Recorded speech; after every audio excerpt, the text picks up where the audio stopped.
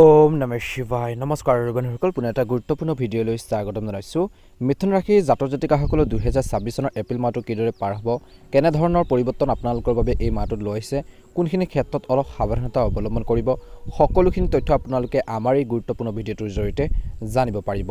2026 চনৰ বিশেষকৈ এপ্ৰিল মাহৰ মাহেকীয়া ৰাশিফল অনুসৰি মিথুন ৰাশিৰ জাতক জাতিকাসকলৰ বাবে এই মাহটো কৈছে যে আপোনালোকৰ বাবে মধ্যমীয়া দেখা পোৱা গৈছে। এই মাহটো গ্ৰহৰ ট্ৰেনজিট আৰু জ্যোতিষৰ অৱস্থান বিশদ বিশ্লেষণৰ পৰা ভিত্তি কৰি তৈয়াৰ কৰা হৈছে, যিহেতু মিথুন ৰাশিৰ স্থানীয় লোকসকলৰ প্ৰভাৱিত কৰিব পাৰে। আপোনালোকৰ প্ৰেম, কেৰিয়াৰ, স্বাস্থ্যৰ সন্দৰ্ভত বিশেষকৈ আপোনালোকে কেনেধৰণৰ প্ৰতিফলন দেখিব, সকলোখিনি তথ্য আপোনালোকে এই ভিডিঅ'টোৰ জৰিয়তে জানিব পাৰিব বুলি কৈছে। বিশেষকৈ প্ৰেম বা বৈবাহিক জীৱনত প্ৰথমতে আগবাঢ়িছোঁ। মাহৰ আৰম্ভণিতে আপোনালোকৰ যোগাযোগ খণ্ডত শুক্ৰৰ বিশেষকৈ প্ৰৱেশে আপোনালোকৰ মনোমোহতা আৰু বুদ্ধিমত্তাৰ বৃদ্ধি কৰিব, যাৰ ফলত আপুনি আনৰ প্ৰতি অত্যন্ত আকৰ্ষণীয় হৈ পৰিব বুলি কৈছে। প্ৰেম বা বৈবাহিক জীৱনত আপোনালোকৰ সম্পৰ্কবোৰ গভীৰ কৰিবলৈ আপোনালোকৰ অনুভৱবোৰ প্ৰেমৰ ক্ষেত্ৰত মুকলিকৈ আৰু সৎভাৱে প্ৰকাশ কৰক। বিশেষকৈ এই মাহৰ প্ৰথম তাৰিখৰ পৰাই অধিক অৰ্থপূৰ্ণ আৰু সংযোগৰ বাবে উদ্দেশ্য নিৰ্ধাৰণ কৰাৰ এক শক্তিশালী সময় বুলি কৈছে। বৈবাহিক জীৱনত জীৱনসংগী অনুভৱক সন্মান কৰক বুলি কৈছে। তেওঁলোকৰ স্বাস্থ্যৰ যত্ন ল'ব লাগিব। বিশেষকৈ কেৰিয়াৰৰ ক্ষেত্ৰত বুধৰ প্ৰভাৱে আপোনালোকৰ বৌদ্ধিক যি ক্ষমতা বৃদ্ধি কৰিব। এই মাহত আপোনালোকৰ উদ্ভাৱনীমূলক ধাৰণাৰ চিন্তা কৰাত সহায় কৰে আৰু কৰ্মৰ ক্ষেত্ৰত সেইবোৰ ফলপ্ৰসূভাৱে যোগাযোগ কৰাৰ ক্ষেত্ৰত সহায় কৰিব। বিশেষকৈ এই মাহৰ 16 তাৰিখে পূৰ্ণিমাৰ আশে-পাশে সহকৰ্মীসকলৰ সৈতে সহযোগিতাৰ কৰি প্ৰকল্পসমূহ সফল কৰি তুলিব পাৰিব এই ৰাশিৰ জাতক জাতিকাসকলে। অপ্ৰত্যাশিত সুযোগৰ সুবিধা ল'বলৈ আপোনালোকৰ পদ্ধতিত খাপ খোৱা আৰু নমনীয় হৈ থাকিব লাগিব বুলি কৈছে।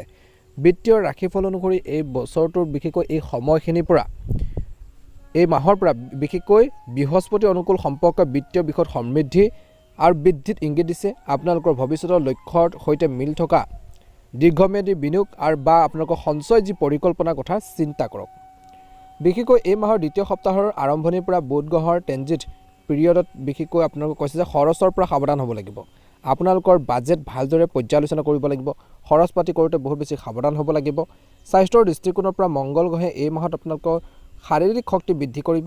আপোনালোকৰ নিয়মীয়া ব্যায়াম আৰু স্বাস্থ্যসন্মত খাদ্যাভ্যাস অগ্ৰাধিকাৰ দিবলৈ অনুপ্ৰাণিত কৰিব। বিশেষকৈ এপ্ৰিল মাহৰ মাজভাগত যেতিয়া উত্তেজনা বৃদ্ধি পাব পাৰে বুলি কৈছে, তেতিয়া আপুনি ধৈৰ্য বজাই ৰাখিব লাগিব। মানসিক চাপ পৰিচালনা কৰিবলৈ মনত ৰাখিব মিথুন ৰাশিৰ জাতক জাতিকাসকলে ধ্যান অভ্যাস কৰিব লাগিব। শক্তি ঘূৰাই আনিবলৈ আত্মযত্নৰ বাবে সময় উলিয়াব লাগিব এই মাহত। বিশেষকৈ শিক্ষাৰ ক্ষেত্ৰতো কৈছে যে শনিৰ অবিৰত প্ৰভাৱে মিথুন ৰাশিৰ লোকসকলক ব্যক্তিগত বৃদ্ধিৰ বাবে অনুশাসিত শিক্ষা আৰু দক্ষতা বিকাশৰ বাবে অনুপ্ৰাণিত কৰে। আপোনালোকৰ আগ্ৰহৰ বিষয়সমূহত গভীৰতালৈ যোগ যাওক। অৰ্থাৎ যিখিনি আপুনি শিকি ভাল পায়, যিখিনি আপুনি কৰি ভাল পায়, তেনে কামত আপুনি জড়িত হওক বুলি কৈছে। আপোনালোকৰ জ্ঞান সম্প্ৰসাৰণৰ প্ৰতিশ্ৰুতি দিয়ক। গোটেই মাহটো বিশেষকৈ সমনীয়াৰ সৈতে বৌদ্ধিক আলোচনাত অংশগ্ৰহণ কৰি নিজৰ দৃষ্টিভংগী বহল কৰক বুলি কৈছে। বিশেষকৈ আপোনালোকৰ এই মাহৰ প্ৰথম সপ্তাহটোৰ বিশেষকৈ গভীৰ সম্পৰ্কৰ প্ৰতি দায়বদ্ধ হওক। অমাৱস্যাৰ সময় যিহেতু বিশেষকৈ এই মাহৰ দ্বিতীয় সপ্তাহটোত বুধ গ্ৰহৰ ৰেড গেট আৰম্ভ, বিত্তীয় পৰিকল্পনা পৰ্যালোচনা কৰক। বিশেষকৈ এই মাহৰ মধ্যভাগৰ পৰাই বিশেষকৈ পূৰ্ণিমাৰ কিছু আশে-পাশে সফলতাৰ সহযোগিতা থাকিব বুলি কৈছে কৰ্মক্ষেত্ৰত। একে সময়তে এই মাহত আত্মবিশ্বাস আৰু অভিযোজন সমতাৰে পৰিৱৰ্তনক আঁকোৱালি ল'ব লাগিব। সম্পৰ্কত কৈছে যে মনত ৰাখিব, সম্পৰ্কত মুকলিকৈ যোগাযোগ কৰক। যি ক'ব খোলাখুলিকৈ আপোনালোকে ক'ব বা সিদ্ধান্তবোৰ লওক দিয়ক। বিশেষকৈ কিছু লোকৰ যিখিনি দীৰ্ঘম্যাদী আৰ্থিক যি লক্ষ্যত ভালদৰে মনোনিৱেশ কৰিব লাগিব। লং টাইমৰ বাবে যদি আপোনালোকে আৰ্থিক লক্ষ্যত মনোনিৱেশ কৰিছে, সাৱধান হ'ব লাগিব আৰু ভালদৰে মনোনিৱেশ কৰি আগবাঢ়িব লাগিব। আত্মযত্নক অগ্ৰাধিকাৰ দিব লাগিব। নিজে যত্ন ল'ব লাগিব। সকলো কথা নিজে মেইনটেইন কৰিব লাগিব। নিজৰ চিন্তা বুদ্ধি বিচাৰ বিবেচনা আপোনালোকে ইউজ কৰিব লাগিব। আৰু কৈছে যে এই মাহত মিথুন ৰাশিৰ জাতক জাতিকাসকলে ব্যক্তিগত বিকাশৰ বাবে নিৰন্তৰ শিক্ষণৰ প্ৰতিশ্ৰুতি দিয়ক বুলি কৈছে। বিশেষকৈ নিজৰ ওপৰত তীক্ষ্ণ দৃষ্টি ৰাখিব লাগিব। নিজৰ ওপৰত চকু ৰাখিব লাগিব। সিঁচৰিত শক্তিৰ পৰা সাৱধান হওক, যিয়ে কৰ্মৰ প্ৰকল্পত ব্যাঘাত জনাব পাৰে। যিখিনি শক্তি আপোনালোকৰ কামত সমস্যা পেলায়, সেই ধৰণৰ কামৰ পৰা আঁতৰি থাকিব লাগিব। আপোনালোকৰ মনত আপোনালোকে স্থান নিদিব বুলি কৈছে। বুধৰ ৰেড গেটৰ সময়ত খৰখেদাকৈ আৰ্থিক সিদ্ধান্ত লোৱাৰ পৰা বিৰত থাকিব লাগিব বুলি কৈছে। আৱেগিক বিশেষকৈ মংগলৰ বাবে সামাজিক যি পাৰস্পৰিক কৈছে যে ক্ৰিয়াকলাপ আৰু নিসংগতাৰ মুহূৰ্তৰ মাজত ভাৰসাম্য আপোনালোকে যিমান পাৰে বজাই ৰাখিব লাগিব বুলি কৈছে। বিশেষকৈ সুযোগবোৰ আহিব এই মাহত পূৰ্ণিমাৰ সময়ত কৰ্মৰ ক্ষেত্ৰত সৃষ্টিশীল সহযোগিতাৰ সুবিধা লওক। বিশেষকৈ মধ্যভাগৰ পৰা অৰ্থনৈতিক বিশেষকৈ আপোনালোকৰ বৃদ্ধিৰ বাবে নতুন বিনিয়োগৰ সুবিধা আপোনালোকে ল'ব লাগিব বুলি কৈছে। অন্বেষণ কৰক। প্ৰত্যাহ্বানসমূহক ব্যক্তিগত আৰু পেছাদাৰী বিকাশৰ সুযোগ হিচাপে আঁকোৱালি ল'বলৈ চেষ্টা কৰিব লাগিব এই এপ্ৰিল মাহত। বিশেষকৈ মিথুন ৰাশিৰ জাতক জাতিকাসকল 2026 চনৰ বিশেষকৈ এই এপ্ৰিল মাহটোত ধনাত্মক হ'ব, ভাল হ'ব বুলি কৈছে। বিশেষকৈ এই মাহত আপোনালোকৰ চিন্তাধাৰাক সঠিক দিশত পৰিচালিত কৰিব লাগিব। আপোনালোকৰ চিন্তা চৰ্চাবোৰ, আপোনালোকৰ প্লেনিংবোৰ ভাল কামত সঠিক দিশত আপোনালোকে লৈ যাব লাগিব। সঠিক আপোনালোকৰ লক্ষ্যত উপনীত হোৱাৰ ক্ষেত্ৰত কষ্ট কৰিব লাগিব। নিশ্চয়কৈ আপোনালোকে সফলতা অৰ্জন কৰিব বুলি কৈছে। আৰু কৈছে যে লক্ষ্য প্ৰাপ্ত কৰিবলৈ উদ্যত হ'ব লাগিব, কষ্ট কৰিব লাগিব বুলি কৈছে। 14 এপ্ৰিলত সূৰ্যৰ উচ্চ হোৱাৰ ফলত আপোনাক সমাজত সন্মান আৰু জ্যেষ্ঠসকলৰ পৰা প্ৰশংসা দিব। ব্যক্তিত্ব আৰু ৰণনীতি, বিশেষকৈ 11 এপ্ৰিলত বুধ গুৰুৰ পৰিৱৰ্তন যোগ আপোনাক নিজৰ ভুলৰ পৰা শিক্ষা ল'বলৈ আৰু সঠিক পথ বিচাৰিবলৈ বিশেষকৈ বিচাৰি পোৱাৰ যি সুযোগ দিব বুলি কৈছে। শিক্ষা আৰু কেৰিয়াৰৰ ক্ষেত্ৰত বিশেষকৈ 2026 চনৰ এপ্ৰিল মাহটো আপোনালোকৰ পঞ্চমে শুক্ৰৰ লভ্য স্থানত আপোনালোকৰ বাবে মিডিয়া, IT আৰু লেখক জগতত বিশেষকৈ সফলতা লাভ কৰাৰ সম্ভাৱনা আছে। বিশেষকৈ এই মাহত আপোনালোকৰ আত্মবিশ্বাসক শক্তিশালী কৰা আৰু নিজৰ লক্ষ্যত দৃষ্টি নিবদ্ধ কৰাৰ সময় পাব বুলি কৈছে। বিশেষকৈ এপ্ৰিল মাহটো মিথুন ৰাশিৰ লোকসকলৰ বাবে অতি শুভ হ'বলৈ গৈছে। আপোনালোকৰ সাহস ব্যৱহাৰ কৰিব লাগিব। আপোনালোকৰ সাহস ব্যৱহাৰ কৰি প্ৰতিকূল পৰিস্থিতি নিয়ন্ত্ৰণ কৰি সফলতা আপোনালোকে লাভ কৰিবলৈ সক্ষম হ'ব। বিশেষকৈ এই মাহৰ শেষত আপুনি আপোনালোকৰ প্ৰতিদ্বন্দ্বীসকলৰ কাৰ্যকলাপৰ প্ৰতি মনোযোগ দিব লাগিব, কিয়নো আপোনালোকৰ শত্ৰুৱে আপোনালোকক ক্ষতি কৰিবৰ বাবে চেষ্টা কৰিব পাৰে। গতিকে ধ্যান ৰাখিব লাগিব বুলি কৈছে। বিশেষকৈ আপোনালোকৰ সামাজিক যি মৰ্যাদা বাঢ়িব, কোনো ডাঙৰ স্বাস্থ্যজনিত সমস্যা নহ'ব। পূজা আৰু ধৰ্মীয় কাম কাজৰ প্ৰতি বিশেষকৈ কৈছে যে মিথুন ৰাশিৰ জাতক জাতিকাসকলে গুৰুত্ব দিব। আধ্যাত্মিক শান্তি পাব, মানসিক শান্তি পাব বুলি কৈছে। আধ্যাত্মিক স্থানত কিছু জড়িত হ'ব। আপোনালোকৰ শত্ৰুৱে আপোনালোকক ক্ষতি কৰিবলৈ পাৰে বুলি কৈছে, ক্ষতি কৰিবলৈ চেষ্টা কৰিব পাৰে। গতিকে ধ্যান ৰাখিব লাগিব, শত্ৰুৰ প্ৰতি বহুত বেছি সাৱধান হ'ব লাগিব। আপোনালোকৰ সামাজিক মৰ্যাদা বাঢ়িব। কোনো ডাঙৰ স্বাস্থ্যজনিত সমস্যা নহ'ব, কিন্তু মাজে মাজে নিজৰ স্বাস্থ্যৰ প্ৰতি আপোনালোকে গুৰুত্ব দিব লাগিব। কাহ, চৰ্দি সমস্যাৰ বা পেটৰ ৰোগেৰে অশান্তি দি থাকিব পাৰে। গতিকে চিকিৎসকৰ পৰামৰ্শ লৈ থাকিব। স্বাস্থ্যৰ ক্ষেত্ৰত আওকাণ নকৰিব বুলি কৈছে। পূজা আৰু ধৰ্মীয় কাম কাজৰ প্ৰতি আপোনালোকৰ আগ্ৰহ বাঢ়িবই। পৰ্যটন ভ্ৰমণলৈ যোৱাৰ সম্ভাৱনা আছে। আৰ্থিক বিষয়বোৰ ক্ৰমান্বয়ে আপোনালোকৰ আগবাঢ়ি যাব বুলি কৈছে।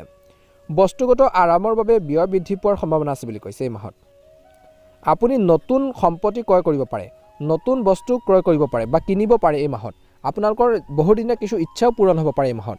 গতিকে সেইফালৰ পৰা আপোনালোকৰ এই মাহটো অত্যন্ত শুভ দেখা পোৱা গৈছে। কৰ্মৰ ক্ষেত্ৰত আপোনালোকৰ কামত চলি থকা যিকোনো সমস্যা আপোনালোকে সাৱধানে সমাধান কৰিব লাগিব।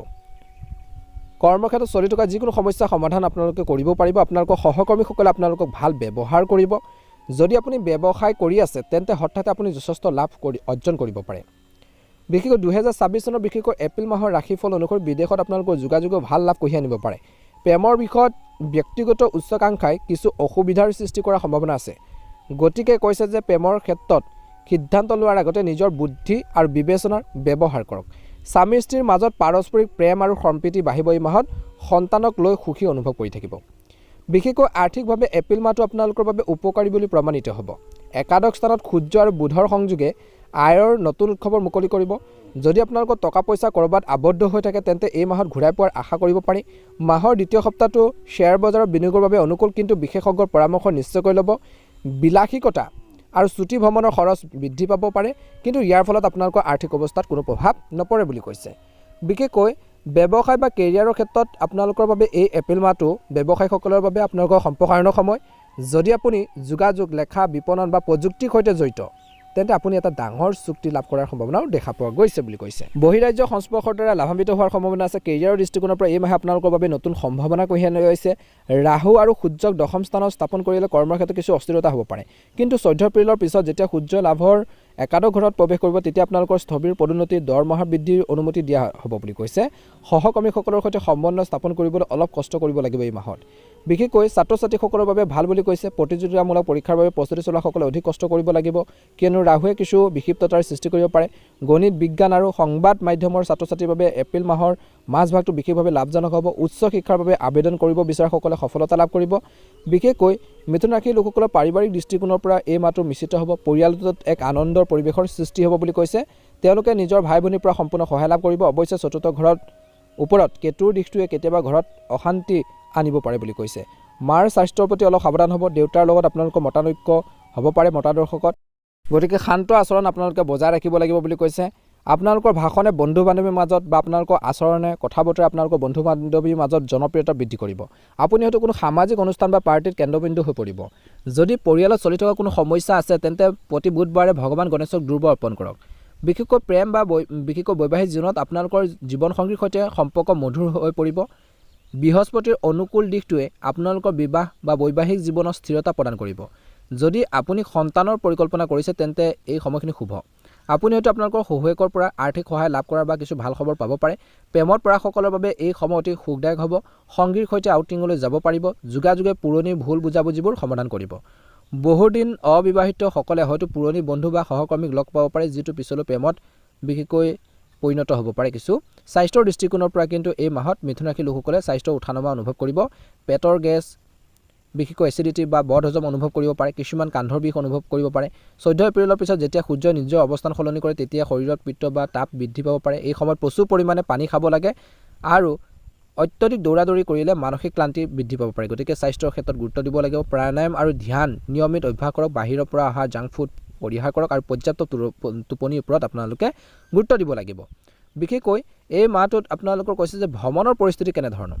বিশেষকৈ ছুটি ভ্ৰমণ হ'ব, বিনোদনমূলক ভ্ৰমণৰ সম্ভাৱনা আছে। যদি আপুনি দেশ বিদেশ ভ্ৰমণৰ পৰিকল্পনা কৰিছে তাতে মাহৰ শেষলৈকে ভিজা সম্পৰ্কীয় কামবোৰ সফল হ'ব পাৰে।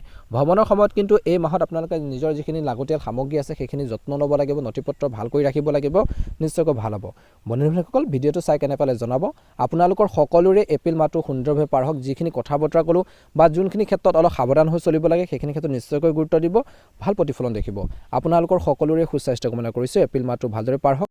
যদিহে আপোনালোকে নতুনকৈ চাইছে আমাৰ চেনেলটো যদি এতিয়ালৈকে ছাবস্ক্ৰাইব কৰা নাই ছাবস্ক্ৰাইব কৰি দিব, লগতে বেল আইকনটো দবাই দিব। লাইক এটা কৰিবলৈ একেবাৰে নাপাহৰিব, আমাৰ মনোবল বঢ়োৱাত সহায় কৰিব। আপোনালোকৰ সকলোৰে সুস্বাস্থ্য কামনা কৰিছোঁ। মহাদেৱৰ কৃপাত আপোনালোকৰ সকলোৰে মনৰ ইচ্ছাবোৰ পূৰণ হওক। কমেণ্ট বক্সত ওম নমঃ শিৱায়, ওম নমঃ শিৱায়, জয় মা লক্ষ্মী লিখি দিব।